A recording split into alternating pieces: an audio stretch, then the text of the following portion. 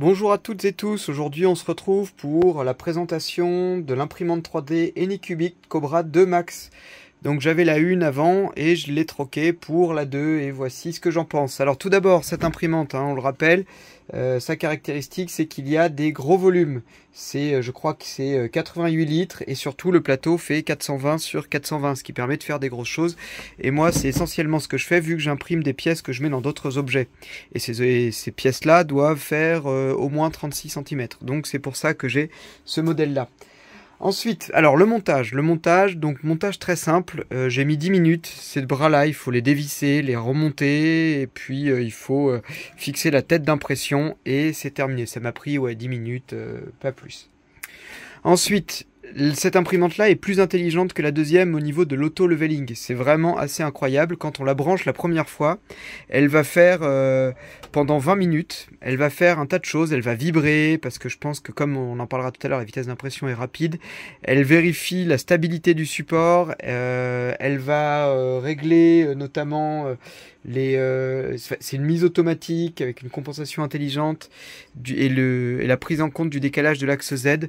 Donc moi j'ai jamais, c'est la 4e que j'ai et c'est assez incroyable. Là j'ai rien eu à faire, j'ai pas eu à me prendre la tête sur quoi que ce soit et c'est vraiment hyper appréciable de pouvoir brancher et pas passer 2 heures à régler la totalité.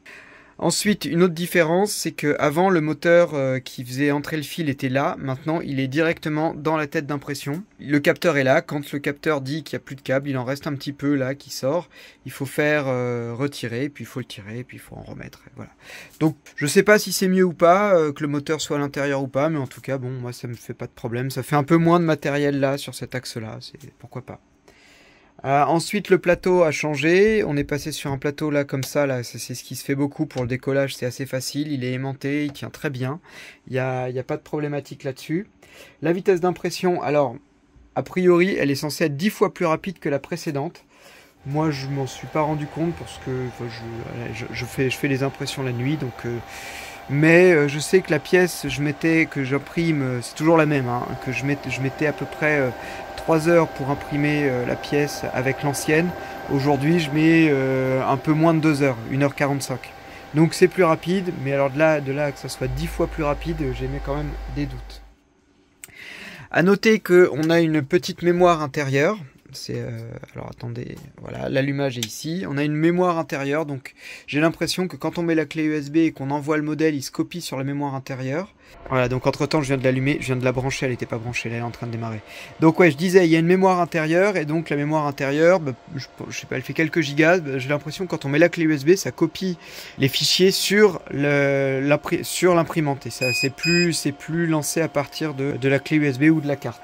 À propos de stockage, il y a maintenant il y a 3 ports USB, c'est assez intéressant. Il y a 2 ports qui permettent de brancher des clés USB et un 3e pour la caméra. Qui permet de suivre avec l'application, j'en parlerai après. Et là on a l'antenne Wi-Fi, à noter que j'ai pas testé la caméra. Ensuite, qu'est-ce que je peux vous dire? Donc oui, il y a une application. Alors l'application pour le moment elle n'est pas très utile. Il y a un certain nombre de fichiers préformatés que l'on peut imprimer. Fonctionnalité intéressante, elle permet de suivre l'évolution de l'imprimante. Elle permet de suivre l'évolution de l'impression. On peut savoir à combien on en est, etc. Pour le moment, c'est pas très utile. Si on pouvait lancer des impressions à distance, ça serait pas mal. Mais bon, après, il faut avoir vraiment une utilité que moi, je n'ai pas. Ensuite, au niveau du bruit, alors elle est plus bruyante que l'autre. Là, je vais mettre une capture d'écran pendant qu'elle tourne. Vous allez voir, je l'afficherai, je crois que c'était à 60 décibels de mémoire. Donc, c'est quand même plus bruyant que l'autre. Et c'est vrai que moi, mon bureau est juste à côté. Et ça fait beaucoup de bruit. C'est pas très agréable. Donc, faut prévoir quand même de la mettre un peu éloignée ou être prêt à supporter un peu de bruit important. Voilà, moi au niveau de son prix, je l'ai payé, donc, alors je sais plus, je crois qu'elle est à 700 ou 650 €. Alors moi, comment j'ai fait? Je suis allé sur le site, je l'ai ajouté dans le panier, et puis au bout de, je sais pas, de 10 minutes, il y a un petit pop-up avec une réduction de 20 € qui est apparue. Et en me disant, vous avez 10 minutes pour le commander. Mais c'est complètement faux, on peut rester 1 heure sur le site, le code avec la réduc continuera. Donc moi, je l'ai payé 569 € avec 2 bobines de PLA et ils m'ont offert également avec, alors j'en ai pas l'utilité, mais ils m'ont offert ce kit avec de la couleur. Voilà, il y a plusieurs couleurs, des pinceaux. Il y avait un pinceau. Ouais, moi, je vais pas m'en servir, donc je sais pas ce que c'est. Qu'est-ce que c'est, ça? Ouais, ça, je sais pas. Ah, c'est des trucs pour pas s'en mettre sur les doigts. Des pinceaux. Et ça, voilà.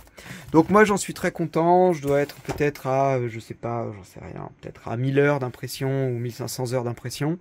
Et c'est vraiment toujours nickel. J'ai pas eu de problème de plateau. Ou alors quand j'en ai, c'est ça, vous voyez là, c'est des petites... mais ça s'en va assez rapidement. Alors si ça veut bien faire la mise au point. Voilà, ou ça, mais ça s'en va dès que je tords un peu le plateau en acier. On a deux molettes pour régler les courroies, il y en a une derrière là aussi. Le bouton maintenant, comme je l'ai montré tout à l'heure, est sur la gauche. L'affichage a un peu changé. Alors je vais l'allumer. Voilà, alors j'ai coupé, elle a peut-être mis 20 secondes à s'allumer. Hein. Voilà, l'affichage a un peu changé, il est un peu différent. Faut se méfier, il y a la mémoire intérieure, la clé USB. Voilà, et il y a le cloud pour ceux qui l'ont. Et voilà, et les réglages sont un petit peu différents. Voilà. Mais bon, on s'y retrouve. Moi, je la trouve un peu moins ergonomique que la précédente. Voilà, donc si vous avez des questions, n'hésitez pas à les poser dans l'espace des commentaires. Et puis, je vous dis à bientôt. Au revoir.